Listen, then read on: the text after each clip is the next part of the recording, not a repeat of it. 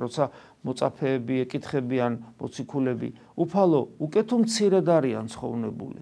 ხოლო თავადმა თქვა მათ, არ უთქვია რომ იცი რა, ხო, ღმერთი მოწყალია, თქვენ კი სუსტები ხართ, მაგრამ ღმერთი მოწყალია და ნუ გეშინიათ და თქვენ რასაც ვერ შეძლებთ, მე შეგისრულებთ და უფალი ესეთ ნუგეს არ აძლევს.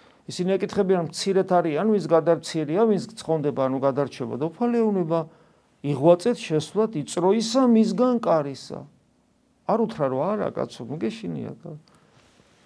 ვიწრო კარებში შესასვლელად იღვაწეთ და კიდევ უფრო უმძიმებს მე და გეტყვით თქვენ და მრავალი ეძიებდნენ შესვლა და ვერ უძლონ, ანუ ვერ იპოვიან.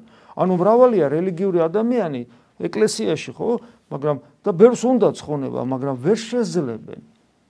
აი მიზეზების გამო, რაზეც ჩამოვთვალეთ, იმას რომ თავარს არ აკეთებენ, სიღრმეს არ აძლევენ სულიერ ცხოვრებას, სიმდაბლეში არ ვარჯიშობენ, რომელიც მორჩილებაში ვლინდება, არ აქვთ სიკვდილის ხსოვნა.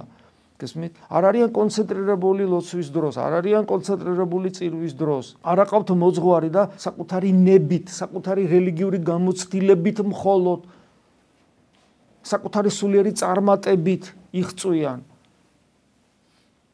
ეშმაკს ჩვენისთანების მოტყვილება როგორ ფიქრობთ არ შეუულია?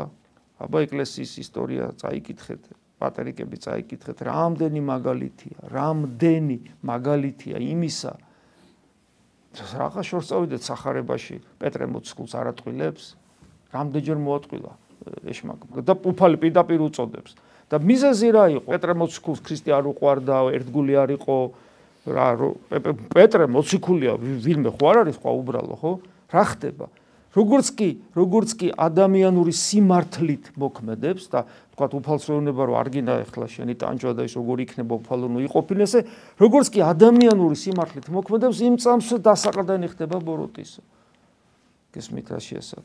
და ჩვენ ხო ამაზე ვსაუბრობ ზუსტად რომ როცა ჩვენი ნებელობაა წარმართველი, რომელიც ეფუძნება ერთ ამოზრდილია დაცემული ბუნებიდან და მანიპულირებს ჩვენით როგორ სიმართლე, გამოცდილება, რელიგიური განათლება და ასე შემდეგ, ნიჭები. ხო და აი უფალი კიდევ უფრო უმძიმებს, ესე კი არ უთხრა რომ არა კაცო, რას ამბობთ? არა, პირიქით დაუმძიმა, რომ ესე იგი ვიწრო კარისაგან შესვლად იღვაწეთ და მე კიდევ უფრო დაუმძიმა, რომ მრავალი ეძებენ შესვლა და ვერ უძლონ. და ამის მერე კი არ უმსუბუქებს, მერე კიდევ უფრო უმძიმებს და ნახეთ რა შეუნება. ვინაიდან აღდგეს სახლის უფალი და დახშას კარი. ანუ კიდე დაუმძიმა. ჯერ ხო ვიწრო კარები უნდა ეძებო და მრავალს უნდა ესა, ხო? და ვიწროა ის სადაც უნდა შეხვიდეთ. მერე ბევრი ეძებენ და ვერ პოულობენ და მერე თან გეუბნება რომ მე ჩავკეტავ ამ კარებს. და ვერ შემოხვალთ, ანუ რო იპოვი, მერე ვეღარ შემოდიხარ. როგორ გირთულებს, ეხლა ამას ატო აკეთებს. იმიტომ მოვიდა ღმერთი ადამიანად, რომ გაგვირთულოს სულიერი ცხოვრება?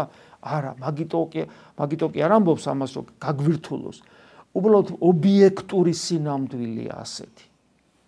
რაც ვართ, იქიდან რომ ჩვენ მადლით ღმერთნი და ღმერთის შვილნი გავხდეთ, თვითონ ობიექტური სინამდვილეა ეს, რომ ეს პროცესი, მეტანოისის პროცესი, რომელსაც ჩვენ სინამდვილეს უწოდებთ, ეს პროცესია თავისთავად რთული. ეს არის რაღაც მექანიკური გადაადგილება, რაღაც ბიოლოგიური არსებისა. ეს არის ჩვენი არსების ძირფესვიანი ცვლილება ხდება, ისეთი ძირფესვიანი ცვლილება, რომ უფალი და წმინდა წერილი მას თავიდან დაბადებას და ახალ ქმნილებად ქმნის. თავიდან ვიბადები და ახალ ქმნილებად ქმნის. თავიდან ქმნის, ძველ მასალას იყენებს და თავიდან ქმნის. ახალი ქმნილებანი ხდები.